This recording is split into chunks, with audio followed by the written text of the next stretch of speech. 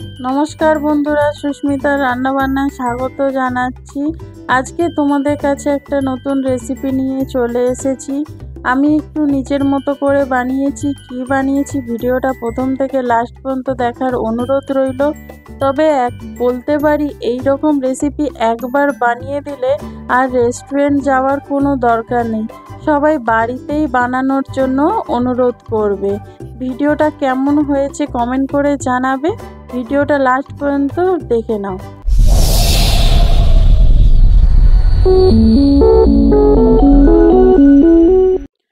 এখানে 250 গ্রাম আমি মাংস নিয়েছি, লেগ পিস সমেত। এখানে দেখতেই পাচ্ছ লেগ পিসটা বেশি আছে। এর মধ্যে আমি স্বাদ মতো নুন দিয়ে দিলাম। এবার মাংসটার মধ্যে আমি কাজু আর পোস্ত কিছুটা বেটে রেখেছিলাম, সেইটা এখানে দিয়ে দিলাম। কাজু বাটা আর পোস্ত বাটা।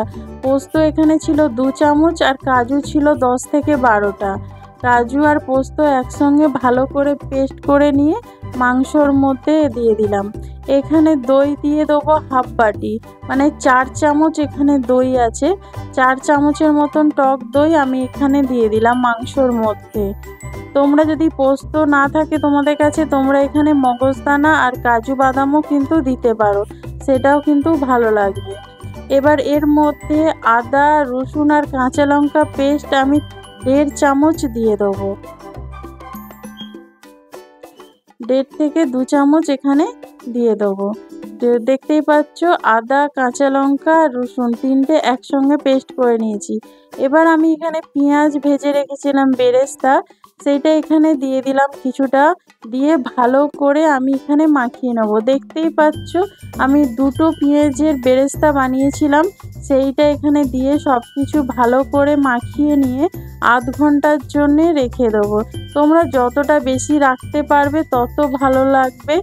জিনিসটা মাংসটার মধ্যে সব উপকরণগুলো ভালোভাবে মিশে যাবে, নুনটাও কিন্তু মাংসর মধ্যে ঢুকে যাবে, খেতে তত ভালো লাগবে। মিনিমাম আধ ঘন্টা কিন্তু রাখতেই হবে।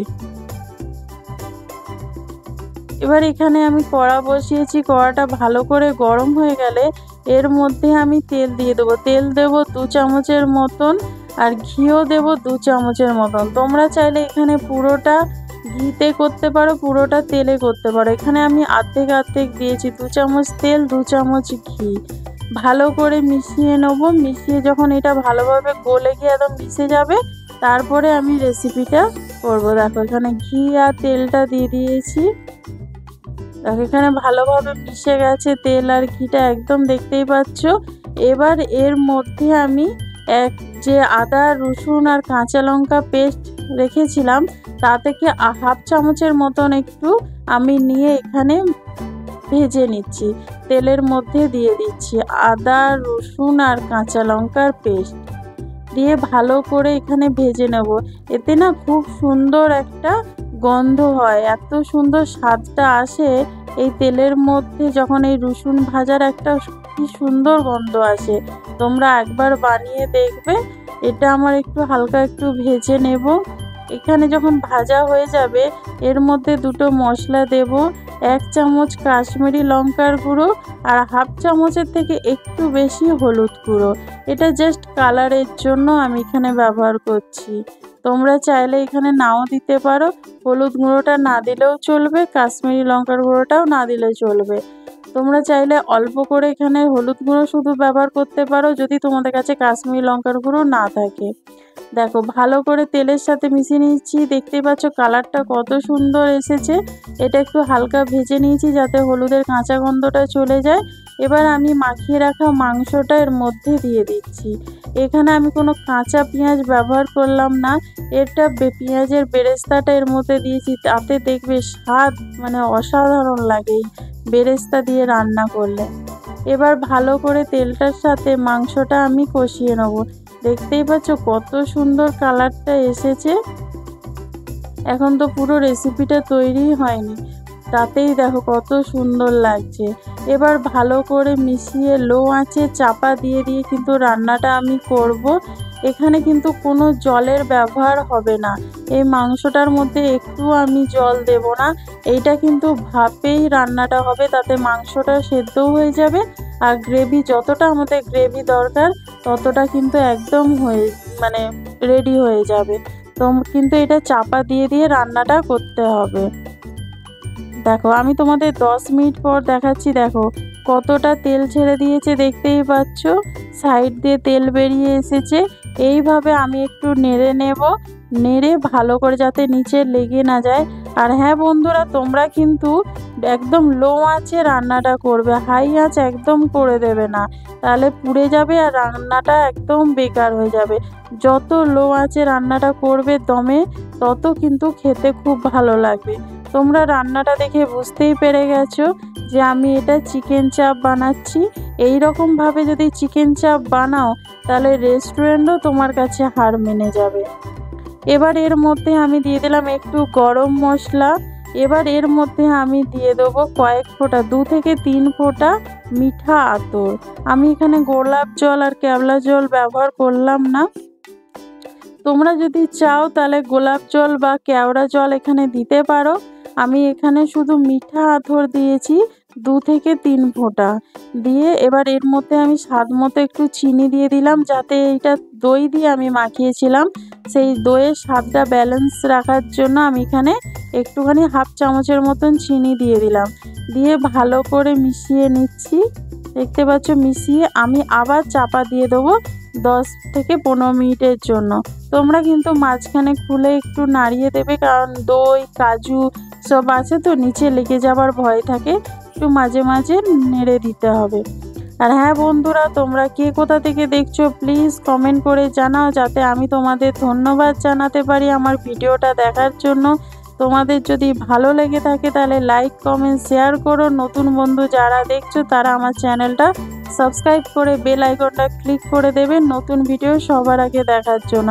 আর ভিডিওটা যদি খুব ভালো লেগে থাকে বন্ধুদের সাথে বেশি বেশি করে শেয়ার করো। আর বন্ধুরা, তোমরা ভিডিও দেখছো কিন্তু লাইক করছো না, প্লিজ তোমরা লাইক অবশ্যই করে দিও। একটা লাইক করে দিলে কিন্তু নতুন নতুন রান্না করার ইচ্ছেটা অনেক বেড়ে যায়। আর তোমাদের একটা লাইক আমাকে কিন্তু এগিয়ে নিয়ে যেতে অনেক সাহায্য করবে। দেখো তোমাদের আমি আবার 10 থেকে 15 মিনিট পর খুলে দেখাচ্ছি। দেখো মাংসটা অনেকটাই সেদ্ধ হয়ে গেছে। আমি আবার চাপা দিয়ে আবার 10 থেকে 15 মিনিট চাপা দিয়ে রান্নাটা করে নেব। এইভাবে কিন্তু চাপা দিয়ে দিয়ে এই রান্নাটা করতে হবে। একবার তোমরা করে দেখো বাড়িতে বানিয়ে কেমন লাগলো, তারপরে আমাকে কমেন্ট করে জানাবে। দেখো একদম গ্রেভিটা তোমরা দেখতেই পাচ্ছ কত সুন্দর গ্রেভিটা তৈরি হয়েছে। তো মাংসগুলো একদম ভেতর পর্যন্ত মশলা ঢুকে যাবে, এত সুন্দর খেতে লাগে। আর দেখো তোমরা যদি একটু পাতলা গ্রেভি রাখতে চাও তাহলে এই রকম অবস্থাতেই তোমরা নামিয়ে নিতে পারো। এখানে মাংসটা কিন্তু একদম রেডি হয়ে গেছে, সেদ্ধ হয়ে গেছে। আর তোমরা যদি এর থেকে একটু ঘন করতে চাও, দেখো আমি স্প্যাচুলার দিয়েই তোমাদের দেখাচ্ছি। দেখো মাংসটা কিন্তু একদম ছেড়ে যাচ্ছে।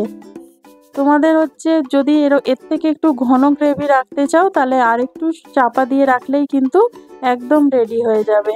আমি এতটা পাতলা রাখবো না, একটু ঘন করে নেব, সেই জন্য আমি এখানে একটু চাপা দিয়ে রাখবো। আরও একটু 5 মিনিট চাপা দিয়ে রাখলেই কিন্তু একদম রান্নাটা রেডি হয়ে যাবে।